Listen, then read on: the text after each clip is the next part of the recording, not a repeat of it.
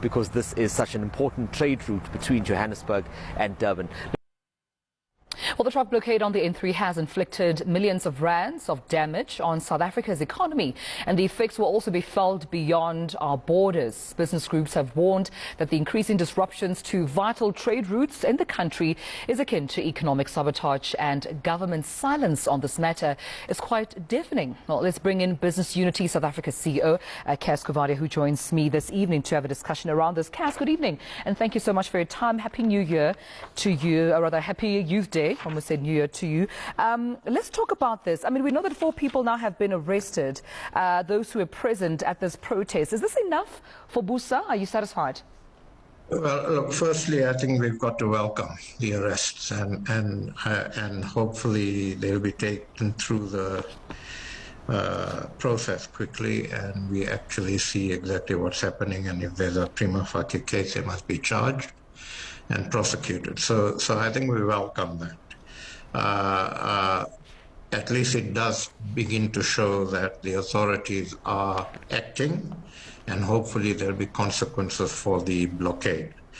But this isn't the first blockade. We've had previous blockade in the same vicinity, and we've expressed concern about them time and time again. This is the major arterial in the country, transporting significant amounts of goods. And one, it just begins to, and not begins to, it actually emphasizes the message that we are not actually handling the law and order issues properly in this country, and it doesn't give confidence to investors. And secondly, it just has a significantly negative impact on the economy.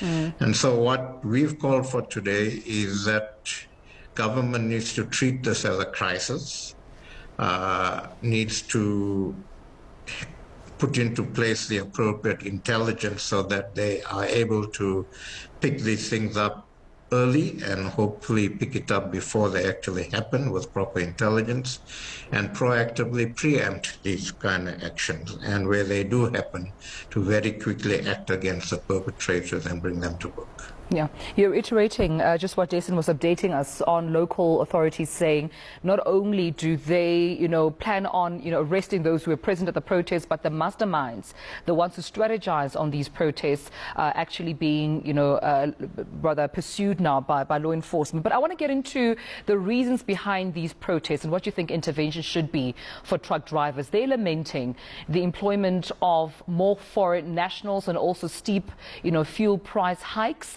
How do you think industry in transport can deal with some of these issues so not to lead to these protests that have bigger impacts on the economy?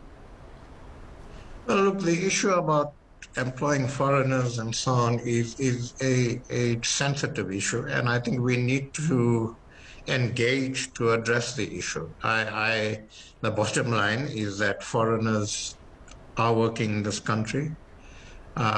We have allowed people to come in some instances without too many controls, and we're sitting with an issue, and we've got to deal with the issue.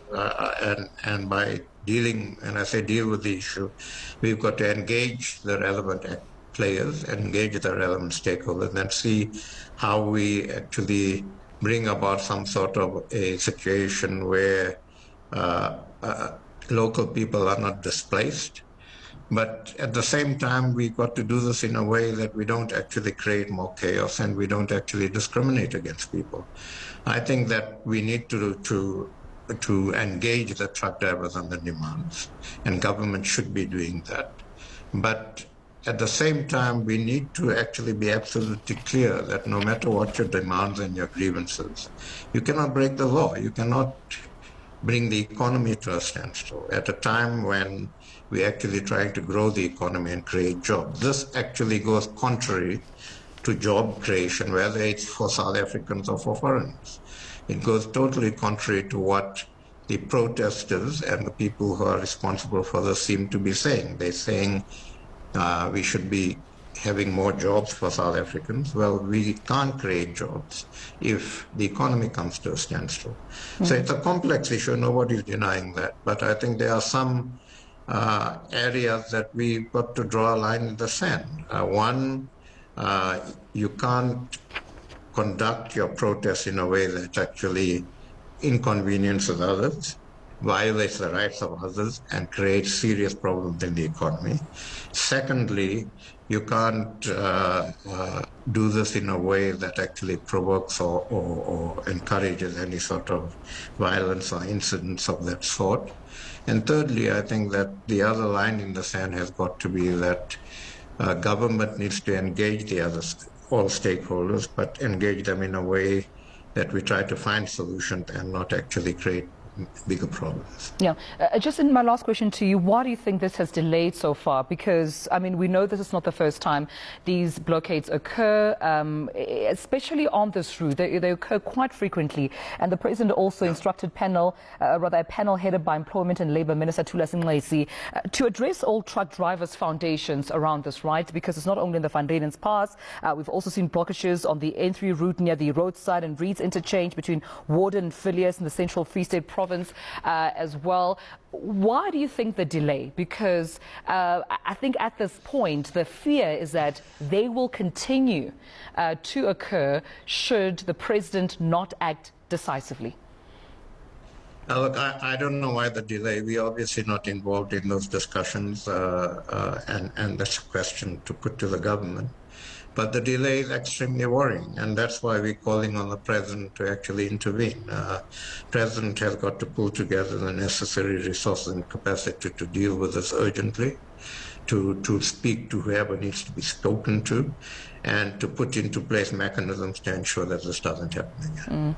All right, we'll leave it then. I appreciate you adding your voice to this conversation. Cas Coovadia joining us, CEO to BUSA, around the blockages that we've seen by truck drivers on the N3. And we know that, of course, 4 people have been arrested, but law enforcement saying they're also looking to arrest the masterminds and those who are strategizing behind these protests. All right, still to come right here in South Africa tonight. Youth Day celebrations took place across the country today.